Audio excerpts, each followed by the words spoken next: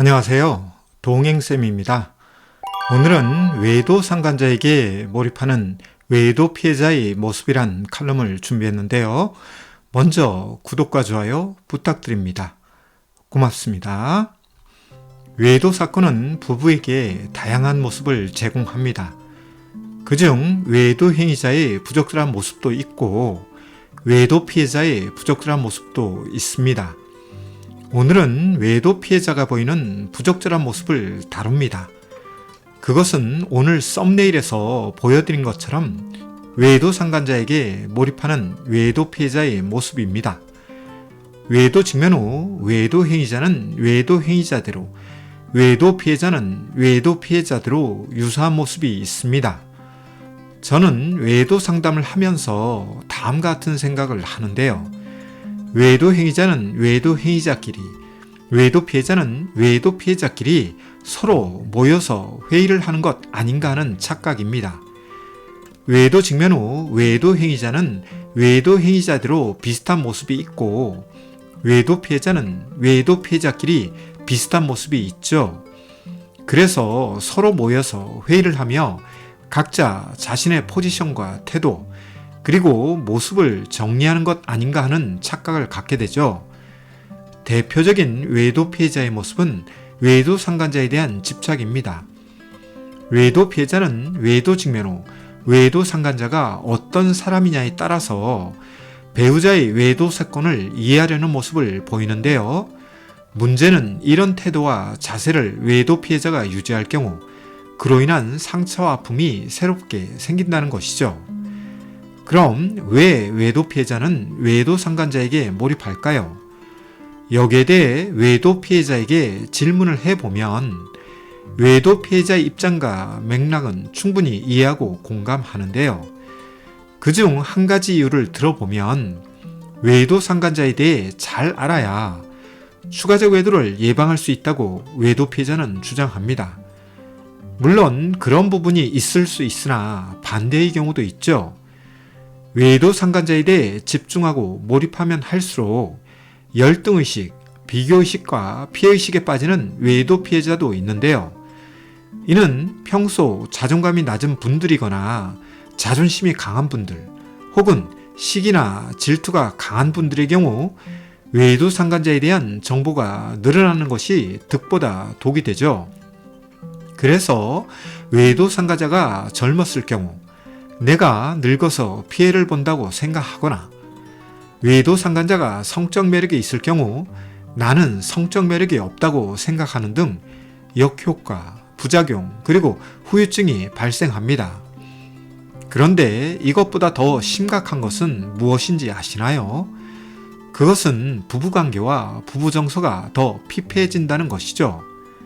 즉, 외도 상간자에게 집중하고 몰입하는 만큼 부부관계나 부부정서에 집중하고 몰입할 시간과 심적 에너지는 고갈되거나 소진되면서 그 부작용과 후유증이 발생하죠. 따라서 외도 상간자에 대한 분석보다 더 중요한 것은 부부관계 회복과 부부정서 고양을 위해 무엇을 어떻게 할지라는 고민과 노력을 해야 하죠. 따라서 외도 상담을 하면서 부부를 위한 상담인지 외도 상간자를 위한 상담인지 혼란스럽게 만드는 부부도 있는데요. 외도 상간자에 대한 분석과 해석을 냉철하게 하면서도 정작 부부에 대한 분석과 해석은 가볍게 여기는 부부가 있죠.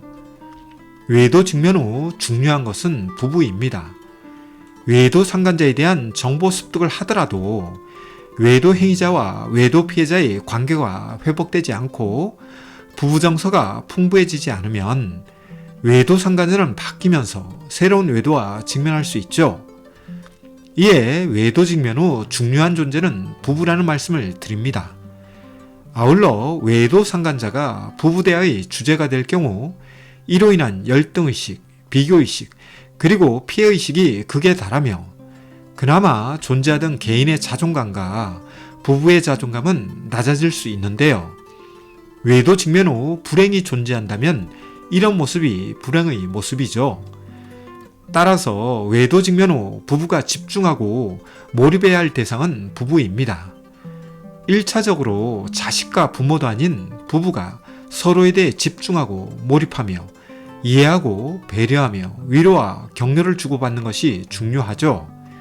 반대로 외도 상간자가 부부 대화의 주제가 되면 부부는 외도로부터 회복과 극복의 길을 가지 못하죠. 이런 저의 주장에 대해 어떤 외도 피해자는 왜 외도 상간자에게 유리한 말을 하느냐고 주장하지만 저의 주장이 누구에게 유리하거나 불리하거나를 떠나서 외도 직면 후 부부는 서로에게 집중과 몰입을 하며 외도 문제 해결과 출구 그리고 출구 전략을 찾아야 합니다. 한편 외도 상간자에 대한 집착과 몰입하는 이유 중에는 암묵적으로 다음과 같은 심리도 존재하는데요. 그것은 이질적 존재에 대한 두려움도 있습니다. 사람들은 이질적인 것은 위험한 것이라고 생각하는 면이 있는데요. 대표적인 경우가 질병과 관련된 것입니다.